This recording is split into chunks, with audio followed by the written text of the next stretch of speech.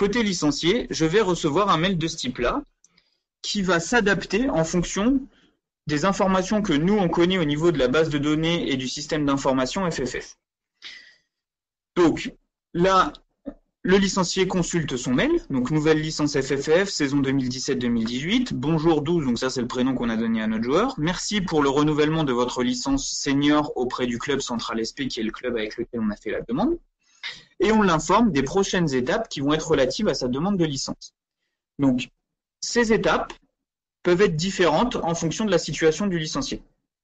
Là, typiquement, c'est un licencié qui avait un certificat médical la saison d'avant, et donc on l'informe que, lié aux nouveautés qu'il y a concernant le certificat médical, s'il a fourni un certificat médical au cours de la saison précédente, ce certificat médical restera valable cette saison, à condition qu'il réponde à l'auto-questionnaire médical de santé, qui sera téléchargeable ci-dessous.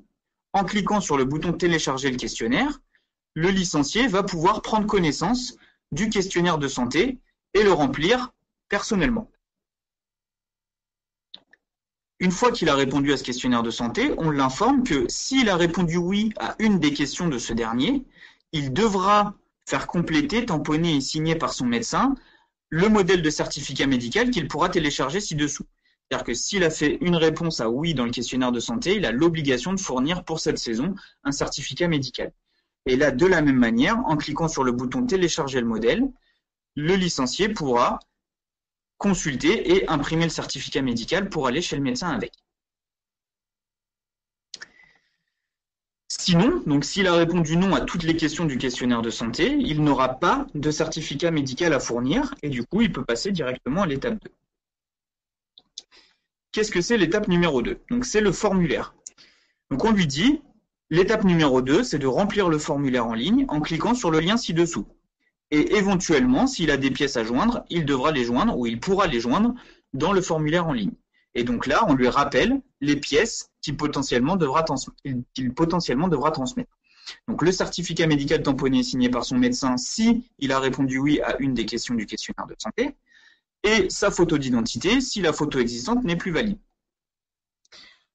Les pièces qui sont demandées ici, ce n'est pas toujours les mêmes et elles diffèrent en fonction du type de demande et du cas qui concerne le licencié. On verra tout à l'heure, par exemple, pour les nouvelles demandes, que ce n'est pas les mêmes pièces qui sont demandées à cette étape-là. Donc une fois qu'il a pris connaissance de ces différentes informations, qu'il a préparé potentiellement les pièces qu'il avait à transmettre, il peut cliquer sur le bouton « Remplir le formulaire ». Donc là, normalement, on a le logo du club. Donc là, comme pour notre club des Wallis et Futuna, on n'avait pas de logo, on vient de le mettre et du coup, pour le moment, il n'est pas affiché, mais sinon, on a le logo de votre club. Donc là, après le licencié, il a quelques informations. Donc c'est une demande de licence en ligne pour la saison 2017-2018. C'est un renouvellement dans son club de Central SP et ce sera une licence de type libre dans la catégorie senior. Et vous allez voir qu'à partir de là, il a 4 étapes à remplir qui sont quasi identiques à celles qu'on connaît sur le formulaire de licence papier. Donc il y a bien entendu toute la partie civilité, où là on va afficher et griser les informations concernant sa civilité, puisque comme c'est un renouvellement, de toute façon, c'est des informations qui ont déjà été vérifiées, donc là il ne peut pas les modifier. On affiche ici ensuite au niveau du bloc adresse les informations qu'on connaît nous au niveau de la base de données pour ce licencié-là, et qu'il devra éventuellement modifier s'il y a des choses à modifier. Ensuite, il doit renseigner les informations concernant son téléphone de domicile et son mobile personnel, sachant que le numéro de mobile sera obligatoire. Donc là, c'est pareil, s'il y avait un numéro qui était connu pour ce licencié, il sera affiché. Là, ce n'est pas le cas. Et l'adresse de messagerie de ce licencié, sachant que, étant donné que c'est l'adresse de messagerie qui est utilisée dans le cadre de la dématérialisation, on sait que c'est la bonne adresse. Donc forcément, on ne peut pas la modifier ici. On a ensuite le bloc autorisation, où là, on dit le demandeur est susceptible de recevoir par courrier les offres commerciales de la FFF et de ses partenaires, et on propose au licencié, s'il ne le souhaite pas, de cocher cette case. Ça, c'est pareil. Aujourd'hui, c'est ce qu'il y a également sur le formulaire, sur le bordereau de licence papier. Donc nous, on va dire qu'on ne le souhaite pas, et on peut passer à l'étape suivante. Vous voyez, pour un renouvellement, s'il n'y a pas de modification au niveau des informations du licencié, il consulte juste et il passe à l'étape suivante. L'étape suivante, ça concerne l'assurance. Donc là, le licencié va devoir reconnaître qu'il a pris connaissance dans le document affiché ci-dessous. Donc pour chaque ligue, on aura les conditions d'assurance proposées par la ligue,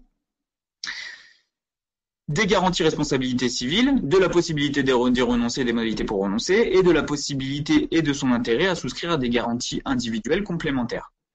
À cet endroit-là, le licencié va être dans l'obligation de consulter complètement le document, donc de descendre jusqu'en bas, pour que le lu en entier ici passe au vert.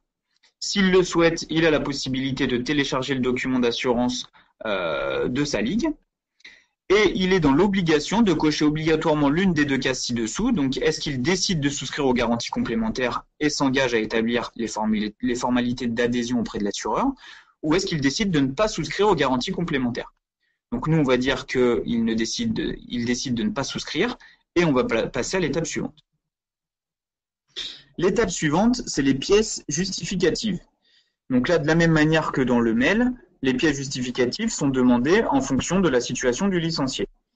Quelque chose qui est important que vous ayez en tête, c'est que au niveau des formats autorisés, le licencié pourra envoyer des fichiers au format JPEG, au format PNG ou au format PDF, et la taille maximale par fichier sera de 5 mégaoctets. Alors, là, c'est un renouvellement, donc avec un licencié qui avait fourni un certificat médical la saison d'avant. Donc, de la même manière que ce qui est sur le formulaire papier de licence, on lui pose la question en remplissant le questionnaire de santé disponible ici, donc il peut retélécharger au cas où il ne l'ait pas consulté quand il l'avait dans le mail qu'il a reçu. Est-ce que au moins une des réponses est à oui, ou est-ce que toutes les réponses sont à non? Si le licencié coche au moins une réponse est à oui, automatiquement, la pièce certificat médical sera ajoutée et le licencié, pour sa demande de licence, devra fournir un certificat médical. Si toutes les réponses sont à non, le certificat médical ne sera pas envoyé et donc la pièce disparaît. Donc là, on va faire le cas où il a répondu oui à une des questions, donc il doit fournir le certificat médical, et où il doit fournir sa photo puisque la photo qu'il avait transmise n'est plus valide. La photo existante, en tout cas dans la base de données, n'est plus valide. Ce qui est important de savoir également à ce moment-là, c'est qu'on n'a pas bloqué ici, on n'a pas fait en sorte que le licencié soit obligé d'envoyer ces documents à ce moment-là. C'est-à-dire que si par exemple le licencié il a sa photo sur lui mais qu'il n'a pas son certificat médical, il va pouvoir transmettre sa photo et il pourra fournir ensuite au club le certificat médical. Il pourra quand même continuer à aller jusqu'au bout de sa demande de licence. Bon, bien sûr, l'idéal pour les clubs, c'est que le licencié transmette toutes les pièces qu'il a à transmettre pour que le club n'ait pas à courir derrière, que le club ne soit pas obligé de demander au licencié de lui renvoyer par mail ou de lui refournir un document qui serait manquant. Mais en tout cas, ce n'est pas obligatoire à ce moment-là que le licencié fournisse toutes les pièces qui lui sont demandées. Donc là, on va aller récupérer des documents. Donc j'ai préparé quelques petites pièces. Donc je vais transmettre une photo. Je vais cliquer sur parcourir et je vais aller sélectionner un certificat médical. Et je vais cliquer sur étape suivante, tout simplement. Enfin, j'arrive à la dernière étape qui est la signature électronique. Donc là, je sous-signais, on récupère les informations du licencié étant donné qu'il est majeur. Je certifie sur l'honneur l'exactitude des pièces justificatives et renseignements fournis dans le présent formulaire de demande de licence. Je coche cette case, je suis obligé de cocher cette case, et à partir du moment où j'ai coché cette case, je vais pouvoir signer et soumettre la demande.